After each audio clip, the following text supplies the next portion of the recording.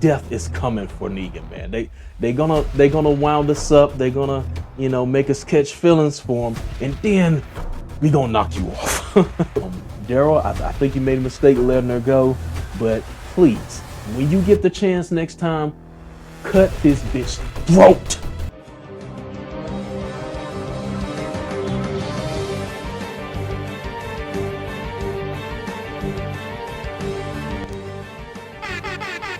What is going on, y'all? My TWD fans, I don't know if y'all still are out here, man, but I have not done a Walking Dead review in a while.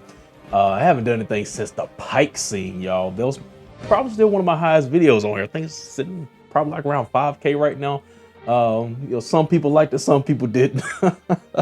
But that's how long it's been since I've done a review. That was season 9. We're in season 11 now. And it is the final season, so I had to come, make sure I finish things off with this long-running series I've been with since day one. So how could I not talk about it? But I've been quietly spectating from the background, and since season 11, I gotta say I've been not season 11, season 9, since they changed the showrunner to Angela Kang. I've been enjoying the series for the most part, and today's episode was a breath of fresh air for me compared to what I had to watch last night. I've been basically covering Power for the most part on this channel. Power Book 4 episode 7, if y'all keep up with that series. It just was not good, and this was nice to watch with the storytelling on this one. So 3 things I'm going to talk about. This is just kind of a quick check-in, not a full review, but I'm going to be talking about the face turn of the century. If y'all not familiar with insider wrestling terms, Negan's character change, or his role reversal that's going on right now. And I think, it's supposed to be this spinoff that's going on with Negan and Maggie or something like that. I'm not quite sure what that's all about, but we got Darryl and Carol. So is Walking Dead really over with? You know what I'm saying? But anyway, as far as the main series, yes, it's coming to an end at the end of next year, or next year or later this year. I'm not sure, but yeah, that's one of the things I'm gonna talk about. And then also I'm gonna talk about the Leah reveal, as far as who took the guns from the Commonwealth, and also Sebastian in this episode. He's getting on my nerves. I think it's time for him to go. But yeah, that whole scene with Darryl and Rosita having to go down to the house and get the money for him, which I don't see why money plays a role in the apocalypse. I'm still trying to grasp that concept. What is the point? I can see if it was some type of barter system, but money has no use. Why are we still talking about money? He's talking about my line of credit got closed. That's what I'm not understanding. I'm like, do y'all miss the old world that much? But I just don't get the concept of money and credit in this. But I can see, back in the old days, we used the barter system, right? That's the only thing I'm not really understanding with the Commonwealth right now. But let's go ahead and start with Negan, man.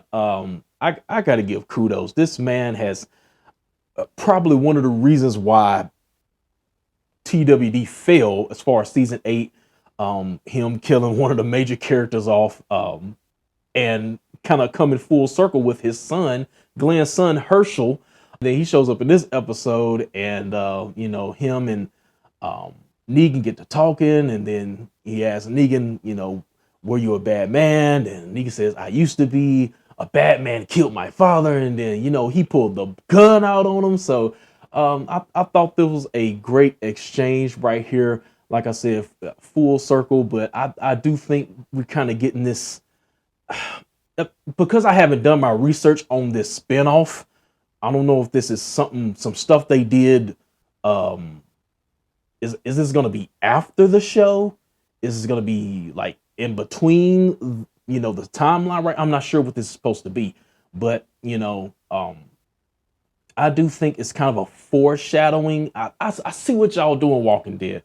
You took one of the most hated characters, you're gonna turn him around, make us like this guy, because I'm liking Negan right now. I already liked Negan before, just with his comedy and his quips and stuff like that. Um, but now I'm starting to like him, as a character. It's just the person he's becoming. You know what I'm saying? The redemption he has had to go through. So I'm enjoying that storyline as well. And then he has a new wife now. So he got like Rick and got him some color in his life. So yeah. But I kind of like how they alluded to him being fearful of, because her and Maggie went off. I forgot her name, but her and Maggie went off, and he was worried about Maggie being alone with his wife because she might, try to exact revenge through killing his wife. Because Maggie's still not over this Glenn stuff, and at some point they're gonna have to see each other. That's if he doesn't see Glenn first, not Glenn, but Hershel, little Glenn.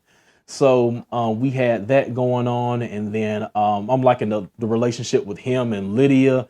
They reconnect. I didn't think it was going to be this episode. Lydia kind of sees him as somewhat of a father figure, I guess, but they've had some type of relationship bonding going on there. So I'm liking what's going on there. But as far as what's going on with Negan right now, I love it. But yeah, I do think that death is coming for Negan, man. They gonna wound us up. They're gonna make us catch feelings for him, and then we gonna knock you off. But he was like, because at first you wanted him. I know I did. I was like, man, Rick, go ahead and kill this dude. But of course, Rick spared him. But now looking back and seeing where we're at now, I enjoy this. So I approve of this. But let's go ahead and move on to the second point I want to talk about is Mr. Sebastian. I think he's got to get up out of here. And I think Darryl is, of course, going to be the one to do it when the time comes. He's flaunting his power around because he's I guess the governor or the mayor's son or whatever. And he gives Rosita and Darryl this mission to go down to this house where some money in a safe, which once again, I don't get the purpose of money in the Commonwealth. I just don't get it in this new world. But there's money, weed, coke, or whatever's in the safe that's in that house, and you sent thousands of people to go and do this mission right here, and they have yet to return. And so they get past the house using the Walker Goods method or whatever, and then they meet this chick. I forgot her name. April. It's April, and they meet her, and then they get to her. And then we have the scene where all of them have to walk out of the house because the alarm is going off. Because they had to turn on the generator to get the house back on, and then this alarm goes off from the home security system. And so, and they have to walk through these walkers. They have to gut themselves up. I'm like, here we go. She's going to get scared and then mess it up for everybody. And of course, that's what happens. So, and then your boy Mercer comes to help them out as well. So that's another thing. That's what I really want to talk about as far as this scene is concerned. Is Mercer going to revolt against the Commonwealth? Now, I'm familiar with the Commonwealth in the comic books, but I just haven't read thoroughly, so I'm not exactly sure what happens. But I'm aware of the storyline, and this is the end of the road as far as Walking Dead is concerned. But so this is kind of all new to me. The TV version could slightly change from the comic version. So as far as Mercer, I don't know much about his character. So, but right now it looks like the seeds have been planted as far as him possibly going over to the other side and leaving the Commonwealth, possibly because he wasn't too proud that I guess the other two soldiers that were working with Sebastian made them go down, and they had a part with him, making them go down to the house. And once they retrieved the money, he shot both of them. So that was another favorite part that I enjoyed. But you also have his sister who's involved with Eugene. That might have to be another episode. I felt so bad for Eugene last episode. I'm like, this man is always getting his feelings hurt. First, he was trying to get Rosita, but you know, she friends on him, and then he was with this other chick, and he found out that was a whole lie because she was pretending to be somebody else. She was pretending to be Stephanie, who's Max, yeah, it's a lot.